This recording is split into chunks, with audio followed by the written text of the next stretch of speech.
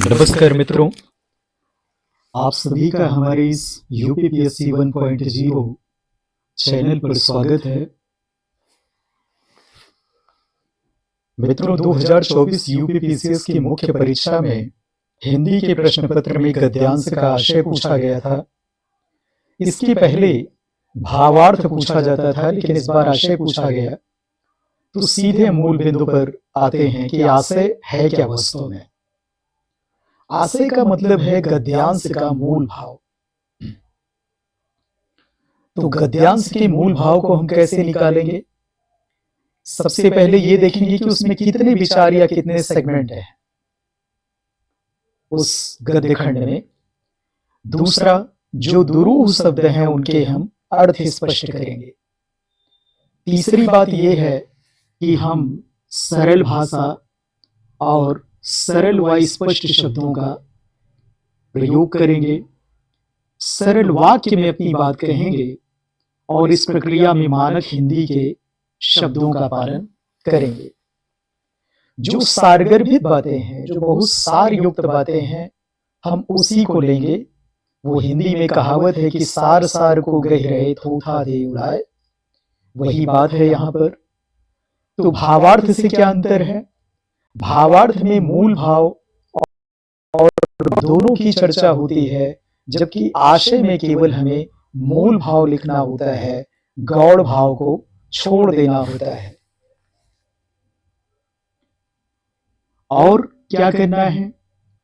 अलंकारिक भाषा, मुहावरे, उद्धरण, इस तरीके जो भी चीजें होंगी उनको हम गद्यांश से हटा देंगे। और एक बात आती है कि कितना लिखें। वैसे तो गद्यांश का आधा लिख देंगे तो भी कोई दिक्कत नहीं है, लेकिन 1/3 या 1/4 में अपनी बात खत्म करें तो ज्यादा बेहतर बात है। एक बात और है कि क्या गद्यांश के शब्द आशय में आने चाहिए कि नहीं। गद्यांश के शब्द आशय में आने चाहिए कि नहीं। तो आशय में बहुत कम, ना के बराबर शब्दों का प्रयोग करें गद्यांश के। इस बात का भी ख्याल आपको रखना है। और सीधे मूल बात पर उतरना है, बिना कोई भूमिका बनाए। लेखक का विचार है, कभी का मंतव्य है, कभी ऐसा कहता है, कभी का ये भाव है, ये सभी चीजों से हमको बचना है। तो ये हो गया आशय। अब हम 2024 की मुख्य परीक्षा में जो गद्यखंड आया था उसको लेकर के इस बात को स्पष्ट करने का प्रयास करेंगे कि कैसे इसको लिखा जाए। आपको 2024 का मुख्य परीक्षा का प्रश्न पत्र डाउनलोड कर लेना चाहिए। देखिए, निम्नलिखित गद्यांश के आधार पर नीचे लिखे प्रश्नों के उत्तर दीजिए। और इसमें पहला ही है कि ऊपर लिखित गद्यांश का आशय अपने शब्दों में लिखिए। ये है, ये आप देख सकते हो, ये पूछा गया है। अब ये पैराग्राफ है। जब आप इस पैराग्राफ को बहुत ध्यान से पढ़ोगे, सही प्रकार का सामाजिकरण होने पर समाज के सदस्य सामाजिक नियमों के अनुसार व्यवहार करते हैं। यदि गलत सामाजिकरण हो जाता है तो विपथगामी व्यवहार में वृद्धि होती है। इसलिए सामाजिकरण के दायित्व से संबंधित जो व्यक्ति होते हैं उन पर सामाजिक नियंत्रण का बहुत बड़ा दायित्व होता है।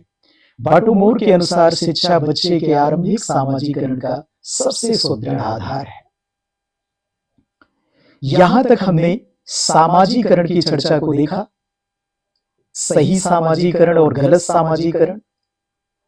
और सही सामाजिकरण क्या करता है ये मैंने देखा। अब देखिए, अब यहां शिक्षा आ गया। शिक्षा का उद्देश्य व्यक्ति को समाज की विभिन्न इकाइयों से परिचित कराना है। शिक्षा केवल सैद्धांतिक महत्व नहीं है, अपितु उसकी व्यवहारिक उपयोगिता भी है।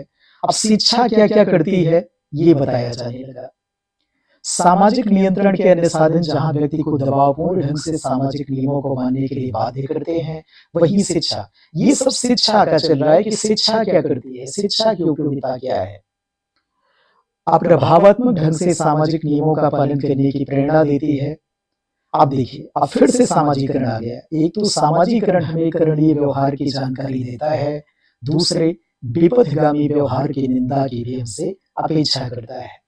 अतः करणीय व्यवहार के बीच संतुलन रखकर सामाजिकरण, जो शिक्षा का एक भाग है, समाज में सबसे बड़ी नियंत्रक शक्ति के रूप में काम करता है।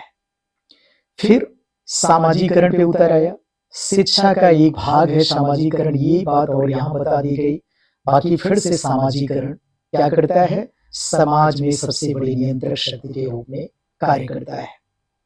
सामाजिकरण हमें अव्यवस्था की अत्यंत विषम स्थिति से बचाकर सामान्य रूप से सामाजिक क्रियाओं के संचालन में सहायक होता है। देखिए, फिर आ गया कि सामाजिकरण क्या करता है? परिणाम स्वरूप सामाजिक नियंत्रण बना रहता है। ठीक है।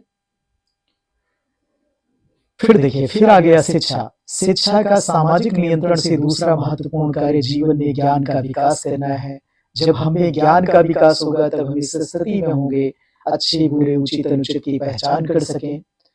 जब हम उचित को अनुचित से अलग कर लेंगे तब हम अनुचित व्यवहार को जीवन से हटा देंगे तथा उचित व्यवहार का प्रयोग करेंगे। मतलब शिक्षा क्या करती है, ये चीज दिया हुआ है। सामाजिकरण के साधन के रूप में शिक्षा क्या करती है, इसका उल्लेख किया गया है। ठीक है। सामाजिकरण के साधन के रूप में शिक्षा क्या क्या करती है, सामाजिक नियंत्रण नियमन को शिक्षा कैसे बनाती है, इसकी चर्चा इन सब बिंदुओं में की गई है। फिर क्या होगा? उचित व्यवहार वही होगा जो सामाजिक मापदंडों के अनुरूप है। अतः हम ज्ञान के विकास के साथ उचित व्यवहार को समझेंगे। देखिए, शिक्षा क्या करती है, उसका पालन करेंगे जिससे सामाजिक नियंत्रण स्वतः बना रहेगा। शिक्षा हमें तर्क प्रदान करती है, भावुक तार्किक एवं व्यक्तिगत निर्णयों से मुक्त होने की प्रेरणा देती है। इसलिए हम देखते हैं शिक्षित व्यक्ति सब शिक्षा क्या करती है, सामाजिक नियंत्रण के साधन के रूप में शिक्षा क्या करती है, या सामाजिकरण के साधन के रूप में शिक्षा क्या करती है। एक तो मूल विचार ऊपर था कि सही सामाजिकरण क्या है और सही सामाजिकरण का गलत सामाजिकरण से अंतर क्या है। ये यहां तक लगभग चला था, यहां तक लगभग चला था। फिर सामाजिकरण यहाँ क्या क्या करता है, यहाँ आरंभ हो गया। बाकी अगर आप यहाँ देखें, इन दोनों को आप एक विचार समझ सकते हैं। यहाँ देखिए, यहाँ फिर शिक्षा की चर्चा हो गई है।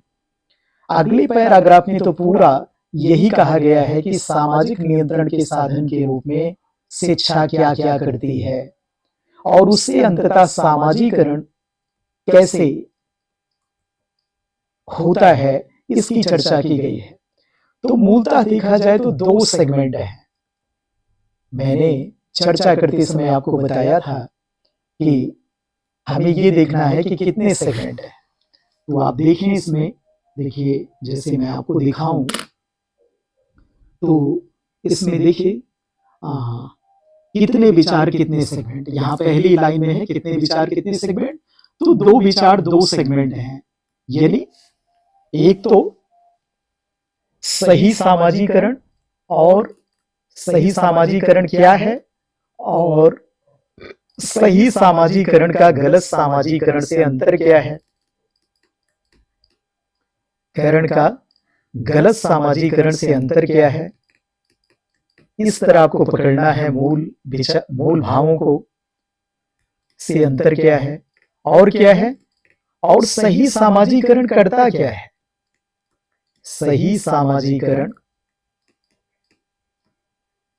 क्या करता है, क्या उपयोगिता है उसकी, क्या उपयोगिता है, उपयोगिता है। और दूसरी बात क्या है, दूसरा इसमें जो भाव है वो क्या है, सामाजिकरण के साधन के रूप में शिक्षा क्या करती है।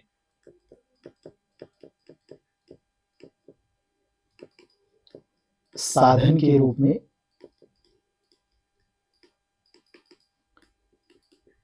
शिक्षा की उपयोगिता या शिक्षा क्या करती है। अब देखिए, ये चीजें हो गई।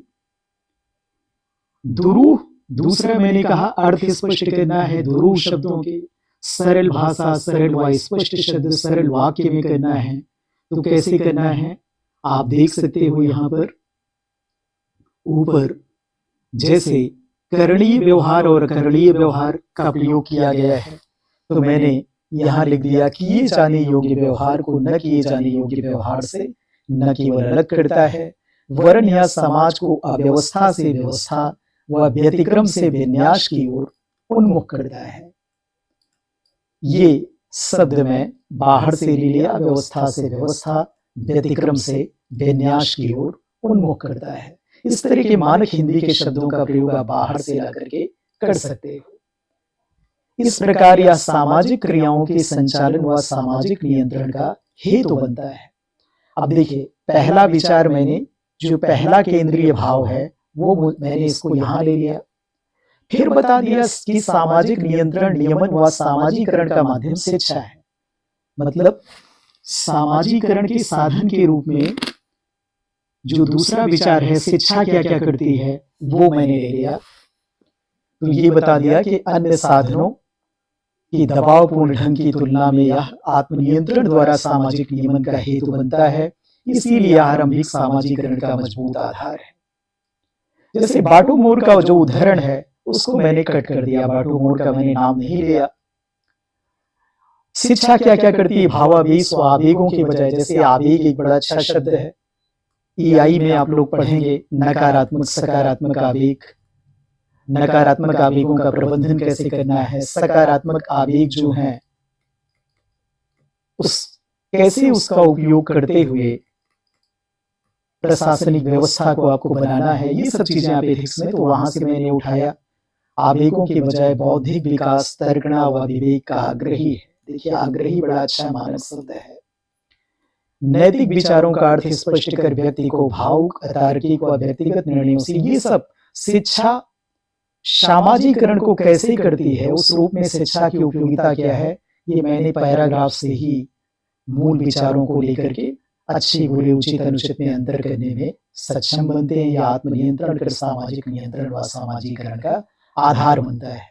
तो इस तरह से मैंने दोनों भावों को कवर कर लिया, पहला भाव दूसरा भाव, और इस तरीके से ये आशय है। मित्रों, अगले व्याख्यान में हम लोग भावार्थ की चर्चा करेंगे। आप लोग हमारे चैनल से जुड़े रहिए। इसके अलावा मैं आप लोगों को मुहावरा बताऊंगा कि कैसे आपको वाक्य प्रयोग करके अच्छे से अच्छा नंबर पाना है, क्योंकि 2023 की मुख्य परीक्षा की कॉपी में मुझे 30 में 28 नंबर एग्जामिनर ने दिए थे। यह तब था जबकि मेरे 9 मुहावरे ठीक थे और एक मुहावरे में उसने अर्थ को काटा था, इसके बावजूद वो 1 नंबर एग्जामिनर ने दे दिया था। तो आगे हम उस पर भी कभी चर्चा करेंगे। आप सभी का बहुत बहुत धन्यवाद। परमात्मा आप सभी को